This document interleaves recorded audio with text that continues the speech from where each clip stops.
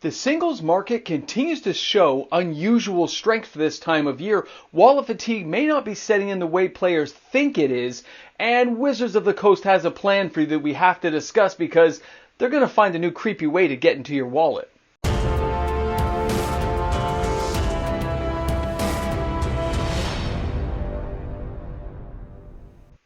Hi everyone and welcome back. MTG Moxman here. Thanks again for hanging out with me for another Saturday edition of the Top 10. These are the hottest selling cards in Magic this week by volume. There is incredible sales and strong strength on the singles market, which is unusual for this time of year. We've noticed increased sales from Lord of the Rings throughout the year, but now it's really starting to blend into something a little bit different. It's showing that singular strength in singles, where players are willing to spend the money to get moderately valuable singles that don't cost too much money, but allow them to outfit their decks with incredible cards at a very reasonable price. Now, there are a few unusual hits this week that you'll probably want to pay attention to, and obviously speculators are in this video. There is a market for these cards that is not, it shouldn't be tapped into yet, but I'm going to mention it in the video because the sales made it to the top 10. It's the first card. You'll notice it at the number 10 slot today, so it's kind of crazy to see a card like this coming back around. It's kind of had some mentions in a few of my videos, but it's a little surprising to see it there. So I have to let you guys know, just in case it's a card you haven't really bought at least a play set of 4 of, you might want to take the opportunity to get it, or you might want to just wait and see what happens with upcoming sets, because that's what we're talking about.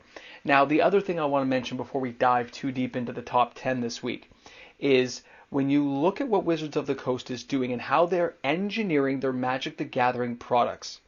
Some of these little mini traps they're setting for players in the uncommon and common slots, or players, they need to pay attention to it, because there is something tied to how they're doing this in the future. When you look and see them giving you really decent uncommons that have kind of almost an unnatural value to them with their higher price points, I'll talk about it in the top 10. You'll see my comments there. But when you see that stuff happening, you need to focus in on that, because you're going to notice it's kind of hard to get in a set box, kind of hard to get in a draft box. So the value rises because it's a fairly decent uncommon. It's far more powerful than some of the rares they've been putting in the sets lately, and that means it's going to be valuable in the common or the uncommon slot. When you get values like that, that is a reprint equity target that Wizards of the Coast is planning on tapping into. They want to tap into that hard to get into your wallet. You go, this is a crazy good card. How come I didn't open much of this inside my draft box or inside of a set box? I didn't see many at my store. Must have been a little bit harder to get because they made it harder to get because they knew what they were doing. Knowing that and paying attention to that are something you need to focus in on. Either way, we're going to have a good time today. We're going to get through these top 10 cards together. And don't forget, of course, we have the reserve list top 10 tomorrow and the live stream on Sunday. I'll talk about that a little bit at the end of the video. And guys, thanks again for helping me get this much closer to the 20K. I can't believe how many people subscribe to the channel. I was like really touched. It's amazing. We are like less than 900 to go already to get to the 20K party. So keep those subscribers coming. If you're enjoying this content, slam that subscribe down, join the channel, put some comments in the comment section. I'm glad everyone's enjoying my content every day of the week, and knowing I'm putting it up there and people are enjoying it means the world to me. Thanks again for hanging out. Let's get this party started. Let's start out at number 10 by saying, who says that speculation is dead? Yavamaya, Cradle of Growth, Modern Horizons 2, 1,492 sales this week. There is no reason this card is in my top 10 this week. It should not be here, and it shows that players are already thinking ahead. The speculators are out in force, and they're thinking about what this card will do. Now, let's take a look at the price. $8.31 is your average price. The market price is $8.42, a foil $12 US, and it's €6.49 to get this card into your house. Here in Canada, they're around $10 Canadian for this card. Now, what does this card do? When we take a look at it, it's a legendary land that says each land is a forest in addition to its other types. So every land is now a forest when it's in play, which means every land taps for a forest. Even cards that don't tap for mana can now tap for mana. But that also means that things like Urborg, Tomb of Yawgmoth that have a higher price point, it shows the desirability of that card over this one, which has a lesser value. But that's because the whole cycle is not complete yet. We only have 2 lands that have this, and players like myself are starting to believe that Modern Horizons 3 is going to be a little bit spicier and maybe have 1 or 2 of these lands locked into the set to guarantee hype, excitement, and value. And this shows the speculators are out looking at this card. I remember buying the foil etched ones for like 25 bucks each. And now we're looking at this card at $8. It has people's attention. Now, number 9 this week is Curiosity. Wilds of Eldraine Enchanting Tales, 1,920 sales this week, September 23rd to the 29th of 2023. The average price is 25 cents, the market price is 8 cents, and it's 30 cents for a foil. It's around 50 cents here in Canada. Curiosity is a single casting cost blue for an enchantment aura that says enchant creature. Whenever enchanted creature deals combat damage to an opponent, you may draw a card. A great little addition to anybody's little sideboard of deck construction they may want to try out. I recommend picking up one for a whole 50 cents. Now, number 8 this week is Primal Vigor with 2,580 sales. The average price tag is $5.57. The market price is $4.54, and it's a foil is $6.59. I almost said euro. See, I got confused there. That's how you know it's a Saturday. But really, we're also looking in Canada. This card's about $10 still. Now, it's of course come down massively in price, but this card still holds a lot of value in it, and it may even rebound later on, and players are starting to wonder if that's going to happen. This enchantment is 1 green, 4 casting cost. So you got 4 generic plus 1 green, and you look at the card and it says, if one or more tokens would be created, twice that many are created instead.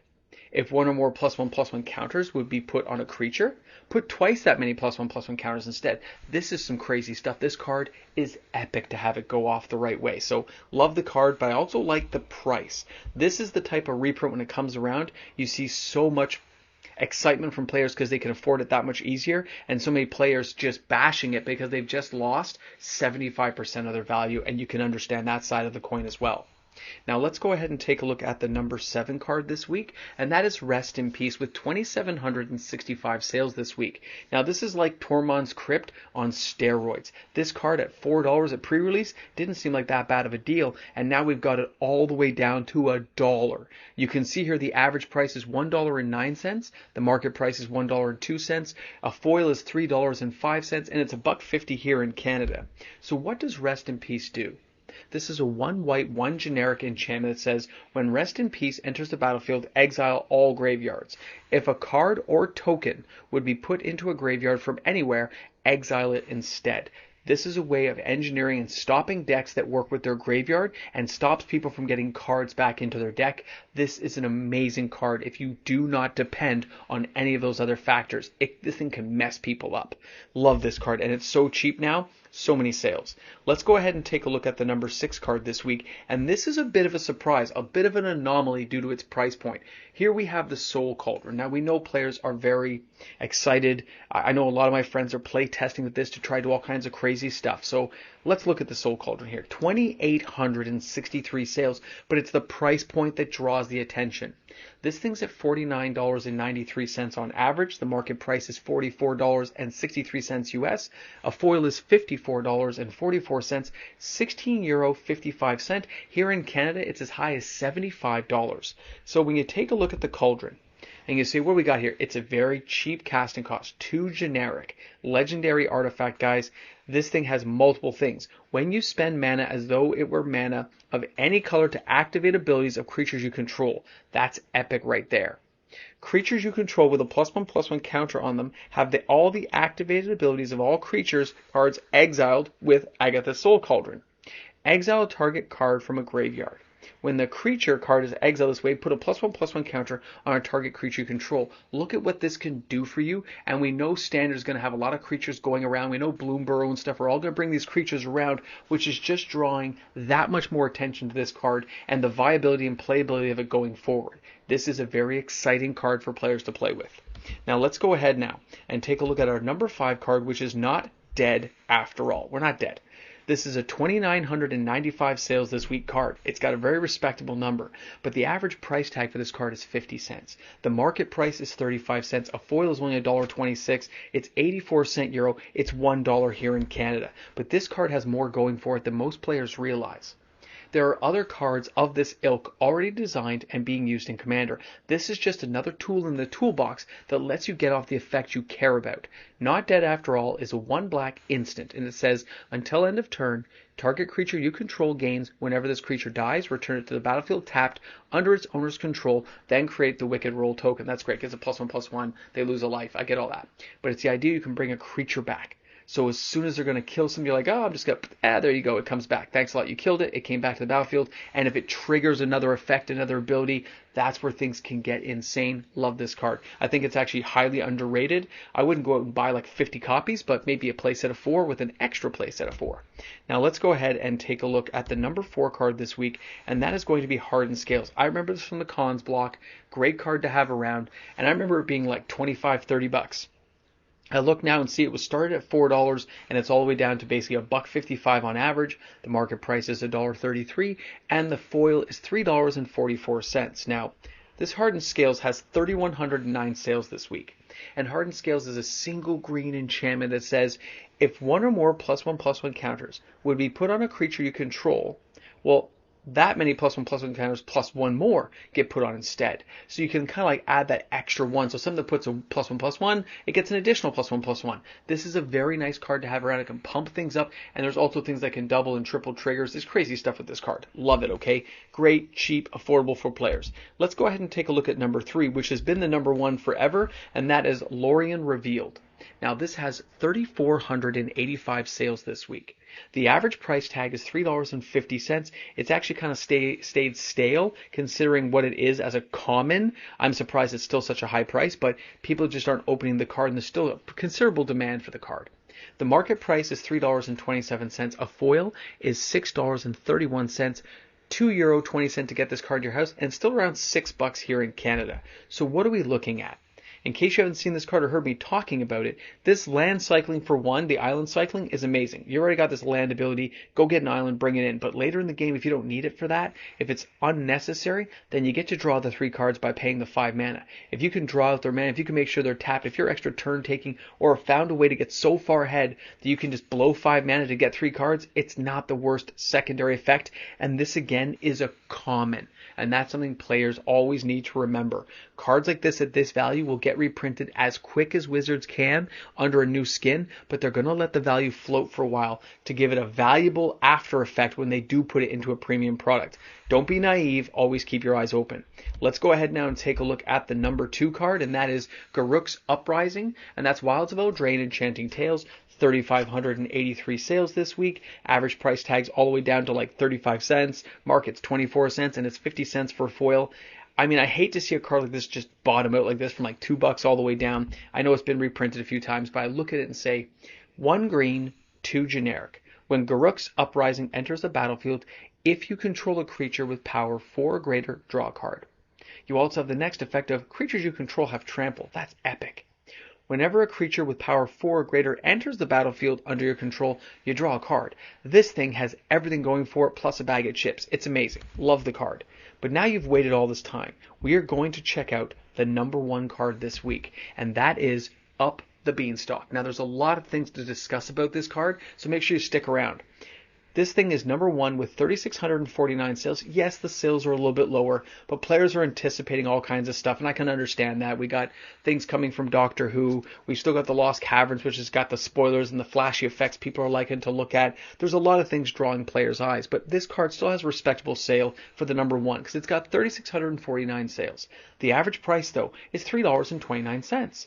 The market price is $3.41. A foil is $4.83. It's €1.80, and here in Canada it's $5. That's amazing for a mythic. Wait, a rare. Wait, no, this is an uncommon. That's what we're here to talk about. This is an uncommon that is basically $5 Canadian. When you look at this card and see it's 1 green, 1 generic enchantment, and it says when Up the Beanstalk enters the battlefield, and whenever you cast a spell of mana 5 or greater, you draw a card. So you come in, you're going to draw a card. That's amazing. There's ways of bouncing it and getting it to trigger multiple times. And then if you cast out something with mana value 5 or greater, mana value, not creature, mana value. Think of all the huge you get to draw a card. This is something you need to pay attention to. Wizards is building equity already for future premium sets, and this will be a card they will put in. They're making sure this card is strategically viable, valuable, and they want it to be a card players want to get their hands on. It's amazing to think that this is going to be around as some premium product 3 years from now, and we'll be teasing and laughing about it together because it's just the way it is. It's just the way it is. Now, stick around here. We've got to finish this off. Now, whenever we're talking about those commons and uncommons that have kind of higher values than they should have, that lets you know that Wizards of the Coast has purposely put together a decent card in the common uncommon slot to draw value out into a premium product, which again will bring you back to the fact that if you get this card and you get more than 4, sell the extras. Keep your place at a 4 if you're playing standard, keep 1 if you're playing commander, and ditch the rest, get the value out, because in a couple of years those cards are going to get reprinted. If you need them now, of course, play and enjoy them, especially if you open them in a box, but you'll notice those cards are a little harder to get in each and every box you open, because they know they're valuable. They know they're desirable, and they know they're going to reprint them. So they don't want to make them too common inside of a box. It's interesting stuff either way. Now, I'm looking forward to seeing all the comments in the comment section, and I'm more excited to talk about the reserve list top 10 tomorrow. And of course, don't forget Sundays is the live stream, 6:30 Eastern Standard Time. I'm looking forward to seeing everyone there.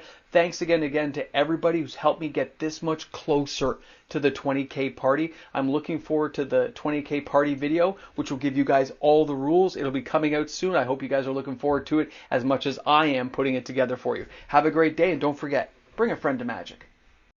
And of course, a big shout out and thank you to all the fantastic people on my Patreon supporting me each and every day. This daily uploaded content is brought to all the viewers via the amazing patrons and YouTube membership members of this channel. Wait, we're here? We're back on? For some of you guys, it's your first time probably here to a Ramble Jamble. For some of you guys, you're here every day tuning in and hanging out with me and always giving my videos a thumbs up. I always find it surprising. You get like 5,000-6,000 views, but you can't get above 300 likes. It's kind of funny, right? Let's get the likes up, people. Make an account that lets you put up a like. Give a thumbs up, give a like. Let's get the videos up to like 500 likes. I'd love to see a video with 500 likes. That'd be good. Wait, that's not what you're here to talk about? Oh, you want to know about the 20K party. Are you a patron of mine? Are you are you a current YouTube membership member? Because that matters. Do you know if you're one of my patrons, there's going to be some random draws for free stuff? Free. You won't have to pay for it because you're a patron. You're a YouTube membership member. Your name's just going to be added on there. Yeah, almost like when I do the giveaway wheel every month. It's just like that. But maybe it's something a little bit different. Maybe it's something a little bit spicy. I know. You guys are going to blow your minds. I know. I'll talk to you guys later.